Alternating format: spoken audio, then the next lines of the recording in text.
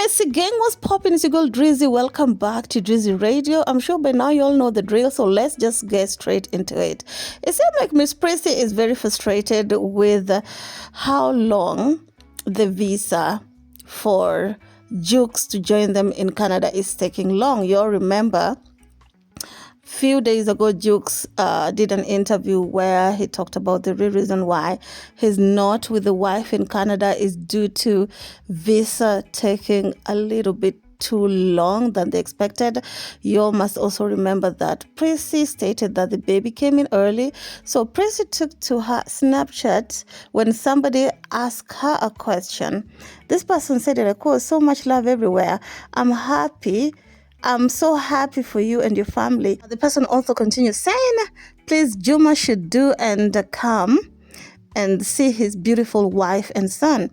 And Prissy reposted that with a caption saying, in a quote, "Could someone please call the Canadian embassy to quicken daddy's visa?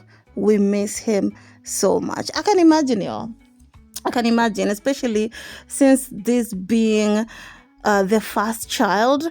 Of course, Prissy is the baby, but she can't wait for JUX to get there and also share the happiness. And I'm sure JUX also is very anxious, okay? This is his firstborn child, and I'm sure he can't wait.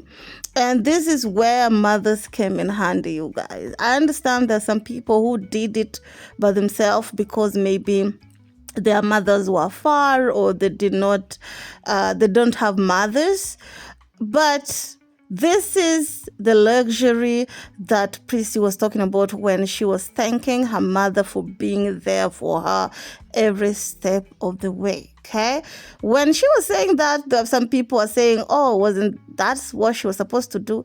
Can you imagine if she did not have, and all these things are happening to her, and knowing the priest is still young, and the pressure and everything, it could have been a little bit too much for her to handle. And that's why I think it's a good thing that Iyabo is there by her side to just walk her through every single little thing. Of course, you can tell that Prissy's circle is solid, y'all.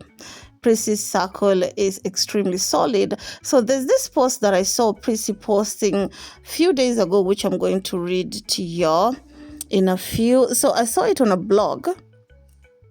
They said in a quote, "Prissy Ojo shared the message she received from Toke Makinwa in March without knowing they were both pregnant. Honey." Anyway, let's read the message.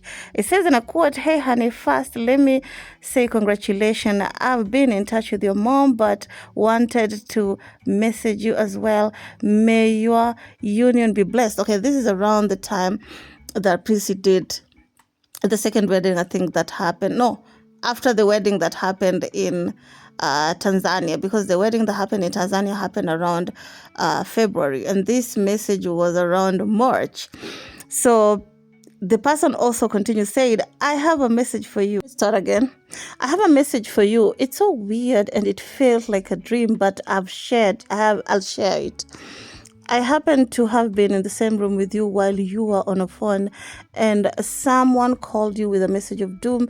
I don't remember what the message was, but it was something that had you worried and you wanted to call someone to pray for you. I think a pastor, but I spoke up while you were on the phone and said, has not given you the spirit of fear, but of power and love. I don't even know why I'm sharing, but I felt the urge to reach out to you in these important reasons of your life, to abolish you, to walk in abundance and love of God. He will not forsake you or put you to shame. Be confident in his love for you, and there is no need to be afraid." Congratulations again. Okay, I think this was around the wedding. And of course, Prissy reposted that a few days ago with the caption, "This was just in March," and didn't know she was also expecting. Honey, isn't that beautiful or what? That's why I'm saying, like, seeing how things are working for good of JP, like Juma, JUX, and Prissy.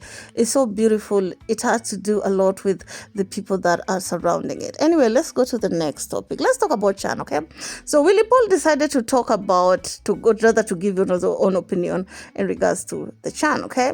You all remember there's a lot of people who are saying that lineup of the musicians is no giving at all, okay? It will not pull in the fan base. You'll remember, since us hosts are out, they wanted something that will make people buy tickets and go and watch the football. So according to Nairobi Gossip, Willie Paul questioned Chan 2024 artist selection after Savara, Zuchu, and Eddie Kenzo confirm for the final performance at Kasarani. It's not only Willie Paul, it's just that Willie Paul is well known for speaking out his mind, okay? It's just that people were saying that there were other artists who could have been much better to have been chosen. For example, people preferred Bien because he's popping right now more than any other artist than Savara, right? But maybe Bien was not available, but there's so many, include Gen Zs many of them are buying these tickets who could have been given this opportunity to go there and represent. Okay, in Tanzania, they're also talking, and also in Uganda, they're saying the same thing. Of course, Mario went to the comment section of where that comment was at, where, of course, Willie Paul posted and was questioning what criteria did the Chan people had, or rather was using to select the artist, okay?